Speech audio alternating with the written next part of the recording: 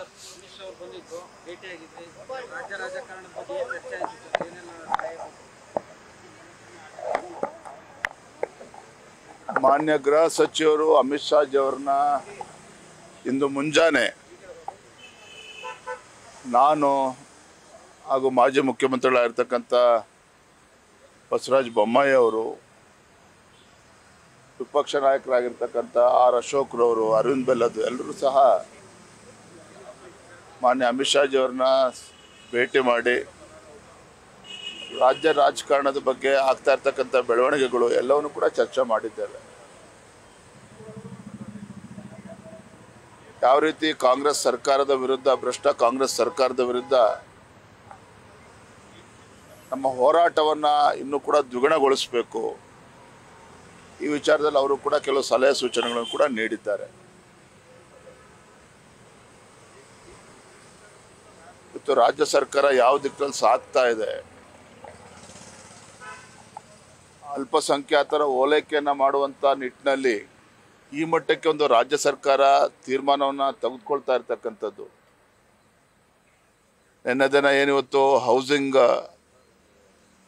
ಡಿಪಾರ್ಟ್ಮೆಂಟಲ್ಲಿ ಈಗ 10% ಇಂದ 15% ಏನು ಜಾಸ್ತಿ ಮಾಡಿದ್ದಾರೆ ಅಲ್ಪಸಂಖ್ಯಾತರಿಗೆ. ನೋಡ್ರಿ, ಇವತ್ತು ದೇಶದ ಪ್ರಧಾನಮಂತ್ರಿ ನರೇಂದ್ರ ಮೋದಿಜಿಯವರು ಸಬ್ಕಾ ಸಾಥ್, ಸಬ್ಕಾ ವಿಕಾಸ್, ಸಬ್ಕಾ ವಿಶ್ವಾಸ್ और ಸಬ್ಕಾ ಪ್ರಯಾಸ್ ಈ ಒಂದು ಆಧಾರದ ಮೇಲೆ ದೇಶದಲ್ಲಿರ್ತಕ್ಕಂಥ ಹಿಂದೂಗಳಿರ್ಬೋದು, ಅಲ್ಪಸಂಖ್ಯಾತರಿರ್ಬೋದು, ಯಾರೇ ಇರ್ಬೋದು, ಎಲ್ಲರಿಗೂ ಕೂಡ ಒಂದು ನ್ಯಾಯವನ್ನು ಕೊಡ್ತಾ ಇದ್ದಾರೆ. ನರೇಂದ್ರ ಮೋದಿಜಿಯವರು ಕೊಟ್ಟಂಥ ಕಾರ್ಯಕ್ರಮಗಳು, ಇವತ್ತು ಪ್ರಧಾನಮಂತ್ರಿ ಕಿಸಾನ್ ಸಮ್ಮಾನ್ ಯೋಜನೆ ರೈತರಿಗೆ ಇವತ್ತೇನು 4,000 ರೂಪಾಯಿ ಅಕೌಂಟಿಗೆ ಜಮಾ ಆಗ್ತಾ ಇದೆ. ಕೇವಲ ಹಿಂದೂಗಳಿಗೆ ಮಾತ್ರ ಅಲ್ಲ, ರೈತಾಪಿ ವರ್ಗ ಅಂದರೆ ಯಾವುದೇ ಧರ್ಮದಲ್ಲಿದ್ದರೂ ಕೂಡ ಅವರಿಗೆ ಹಣ ಸಂದಾಯ ಆಗ್ತಾ ಇದೆ. ಇವತ್ತು ಮೋದಿಜಿಯವರ ಬೇಟಿ ಪಡಾವ್ ಬೇಟಿ ಬಚಾವ್ ಕಾರ್ಯಕ್ರಮ ಯಾವುದೇ ಹಿಂದೂ ಹೆಣ್ಮಕ್ಳಿಗೆ ಮಾತ್ರ ಅಲ್ಲ. ಆದರೆ ಇಲ್ಲಿ ರಾಜ್ಯದ ಮುಖ್ಯಮಂತ್ರಿಗಳು ಸಿದ್ದರಾಮಯ್ಯನವರು ಒಡೆದಾಳುವ ನೀತಿಯನ್ನೇನು ಅನುಸರಿಸ್ತಾ ಇದ್ದಾರೆ. ಖಂಡಿತ ಭಗವಂತರು ಒಳ್ಳೇದು ಮಾಡೋದಕ್ಕೆ ಸಾಧ್ಯ ಇಲ್ಲ. ಭಾರತೀಯ ಜನತಾ ಪಾರ್ಟಿ ಯಾವ ರೀತಿ ಹೋರಾಟ ಮಾಡಬೇಕು ಅದು ಒಂದು ಕಡೆ, ಆದರೆ ಮುಖ್ಯಮಂತ್ರಿಗಳ ನಡವಳಿಕೆ ಇದೆಯಲ್ಲ, ಖಂಡಿತ ಮುಖ್ಯಮಂತ್ರಿ ಸ್ಥಾನಕ್ಕೂ ಕೂಡ ಅಪಮಾನ ಮಾಡ್ತಾ ಇದ್ದಾರೆ. ರಾಜ್ಯದ ಮುಖ್ಯಮಂತ್ರಿಗಳು ಅನ್ನೋದನ್ನು ಕೂಡ ಮರೆತು ಈ ರೀತಿ ತುಗ್ಲಕ್ ದರ್ಬಾರಿ ನಡೆಸ್ತಾ ಇದ್ದಾರೆ. ಖಂಡಿತ ಬರೋದಿಂದಲೇ ರಾಜ್ಯದ ಜನರೇ ಅವರಿಗೆ ಉತ್ತರವನ್ನು ನೀಡುತ್ತಾರೆ. ಬಿಜೆಪಿ ಮತ್ತು ಜೆಡಿಎಸ್ ಸಮನ್ವಯ ಸಮಿತಿ ಬೇಕು ಅನ್ನುವಂತ ಕೂಗನ್ನ ಜೆಡಿಎಸ್ ನ ಶಾಸಕರು ಹೇಳೋದಕ್ಕೆ ಶುರು ಮಾಡಿದ್ದಾರೆ.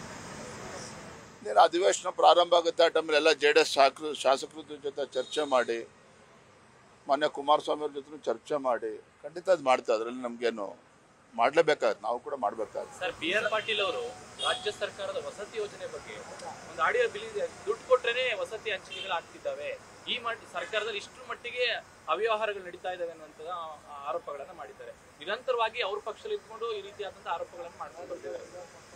ಮಾತಾಡಿರೋ ಆಡಿಯೋನು ಕೂಡ ರಿಲೀಸ್ ಆಗಿದೆ. ಭಾರತೀಯ ಜನತಾ ಪಾರ್ಟಿ ಅವತ್ತಿನಿಂದನೂ ಕೂಡ ನಾವು ಹೇಳ್ತಾ ಇದ್ದೇವೆ, ರಾಜ್ಯದಲ್ಲಿ ಕಾಂಗ್ರೆಸ್ ಸರ್ಕಾರ ಯಾತಕ್ಕೋಸ್ಕರ ಅಧಿಕಾರಕ್ಕೆ ಬರಬೇಕು, ರಾಜ್ಯದಲ್ಲಿ ಕಾಂಗ್ರೆಸ್ ಪಕ್ಷ ಅಧಿಕಾರಕ್ಕೆ ಬಂದು ಅವರು ಕೇಂದ್ರದ ಹೈಕಮಾಂಡ್ಗೆ ಒಂದು ATM ಆಗಿ ಪರಿವರ್ತನೆ ಮಾಡಬೇಕು ಕರ್ನಾಟಕವನ್ನ. ಇವತ್ತು ಭ್ರಷ್ಟಾಚಾರ ಮುಗಿಲು ಮುಟ್ಟಿರ್ತಕ್ಕಂಥದ್ದು. ಭಾರತೀಯ ಜನತಾ ಪಾರ್ಟಿ ಮೇಲೆ 40% ಭ್ರಷ್ಟಾಚಾರ ಆರೋಪ ಮಾಡ್ತಾ ಇದ್ರು. ಆದರೆ ನೀವು ಜನಸಾಮಾನ್ಯರು ಕೇಳಿ, ಉದ್ಯಮಿಗಳನ್ನ ಕೇಳಿ, ಯಾರನ್ನೇ ಕೇಳಿ, ಇವತ್ತು ಇದು 100% ಭ್ರಷ್ಟಾಚಾರದ ಸರ್ಕಾರ ಅಂತೇಳಿ ಜನಸಾಮಾನ್ಯರು ಮಾತನಾಡ್ತಾ ಇದ್ದಾರೆ. ಅಂದ್ರೆ ಈ ರೀತಿ ಭ್ರಷ್ಟಾಚಾರ ಮುಳುಗೋಗಿದೆ ಅಥವಾ ಸ್ವತಃ ಆಡಳಿತ ಪಕ್ಷದ ಶಾಸಕರೇ ಇದನ್ನ ಬಹಿರಂಗಪಡಿಸಿದ್ದಾರೆ. ಯಾವುದೇ ಇಲಾಖೆಗೆ ಹೋದ್ರೂ ಸಹ ಲಂಚ ಇಲ್ದೇನೆ ಇವತ್ತು ಯಾವುದೇ ಕೆಲಸ ಕಾರ್ಯಗಳು ಇವತ್ತು ಆಗ್ತಾ ಇಲ್ಲ, ಯಾವುದೇ ಇಲಾಖೆನಲ್ಲಿ ಕೆಲಸ ಆಗ್ತಾ ಇಲ್ಲ. ಈ ರೀತಿ ಭ್ರಷ್ಟಾಚಾರಕ್ಕೆ ಕುಮ್ಮಕ್ಕು ಕೊಡ್ತಾ ಇರ್ತಕ್ಕಂಥದ್ದೇ ಇವತ್ತು ಮುಖ್ಯಮಂತ್ರಿಗಳು ಆದಿಯಾಗಿ ಎಲ್ಲರೂ ಕೂಡ ಅದಕ್ಕೆ ಕುಮ್ಮಕ್ಕನ್ನು ನೀಡ್ತಾ ಇದ್ದಾರೆ. ಹಾಗಾಗಿ ಇವತ್ತು BR ಪಾಟೀಲ್ ಅವರು ರಿಲೀಸ್ ಮಾಡಿರ್ತಕ್ಕಂಥ ಆಡಿಯೋ ಒಂದು ಚಿಕ್ಕ ನಿದರ್ಶನ ಅಷ್ಟೇ ಇವತ್ತು. ಆದ್ರೆ ಜನ ಇವತ್ತು ಈ ಸರ್ಕಾರದ ಬಗ್ಗೆ ಈ ವಿಚಾರದಲ್ಲಿ ಬೇಸತ್ತಿದ್ದಾರೆ. ಸಿಎಂ ಟವರ್ ಜಿಲ್ಲೆನಲ್ಲಿ ಮೈಕ್ರೋ ಫೈನಾನ್ಸ್ ಅವರಿಗೆ 1,280 ರೂಪಾಯಿ ಕಂತು ಕಟ್ಟಿಲ್ಲ ಅಂತ 7 ವರ್ಷದ ಒಂದು ಹೆಣ್ಣುಮಗುನ ಮೈಕ್ರೋ ಫೈನಾನ್ಸ್ ಎತ್ಕೊಂಡು ಹೋಗಿದ್ದಾರೆ ಸರ್.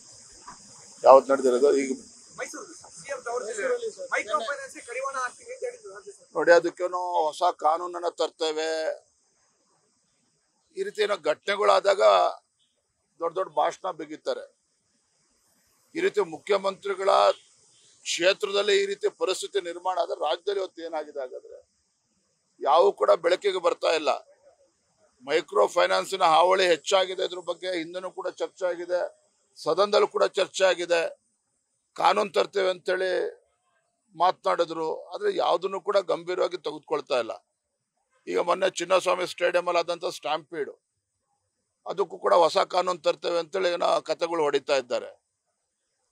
ಎಲ್ಲೋ ಒಂದ್ ಕಡೆ ರಾಜ್ಯ ಸರ್ಕಾರ ತನ್ನ ಆದ್ಯತೆಯನ್ನ ಮರೆತು ಅಭಿವೃದ್ಧಿನೂ ಇಲ್ಲದೆ ಭ್ರಷ್ಟಾಚಾರದಲ್ಲಿ ಮುಳುಗೋಗಿರೋ ಪರಿಣಾಮವಾಗಿ ಇವತ್ತು ರಾಜ್ಯದ ಜನ ಎಲ್ಲವನ್ನು ಕೂಡ ಅನುಭವಿಸ್ತಾ ಇದ್ದಾರೆ. ಇವತ್ತು ನಿನ್ನೆ ಸಿದ್ದೇಶ್ವರ ಮನೆಯಲ್ಲಿ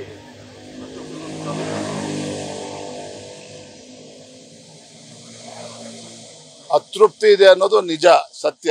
ಅವರಲ್ಲಿ ಇರ್ತಕ್ಕಂಥದ್ದು ಅದು ಬಹಿರಂಗವಾಗಿ ಹಲವಾರು ಬಾರಿ ಹೇಳಿದ್ದಾರೆ. ಅದು ಸ್ಥಳೀಯ ಸಮಸ್ಯೆ.